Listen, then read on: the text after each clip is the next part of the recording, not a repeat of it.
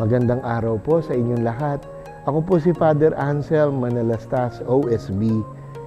Tubo po akong baliwag dahil ang mga lolo't lola ko, dito po sila pinanganak, dito sila nabuhay. Gayun din po ang aking mga magulang, dito na po sila nanirahan. At dito rin po sa Makinabang, sinusubukan ko na tumulong sa pagmimisa, sa mga pagdiriwang ng mga sakramento. Ako po, Benedictine monk.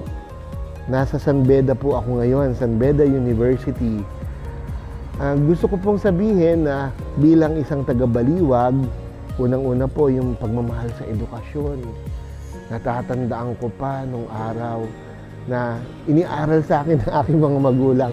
Alam, tatay ko, sabi niya sa akin, mag-aral kang mabuti sapagkat yan lang ang kaya kong ipamana sa iyo.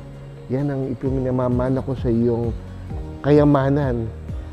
At dahil nga doon, sinubukan ko at sinikap ko na makapag-aral ng mabuti.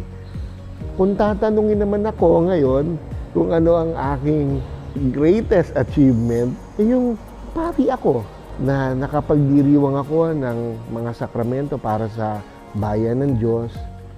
At hindi lang yun, yung kahit paano na ipapakita ko sa mga tao na may Diyos na nagmamahal sa kanila.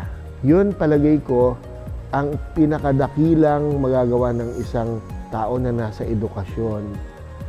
Hindi ko nga sukat akalain na ganito pala ang mangyayari, pero lahat naman ng bagay galing sa Diyos.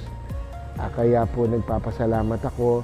At bilang isang taga-Baliwag, gusto kong sabihin na ang isang bagay na malapit sa puso ko bilang isang taga-Baliwag, yung pagmamahal sa bayan, yung pagmamahal sa kapwa-tao, at ang paggawa ng mabuti sa iba.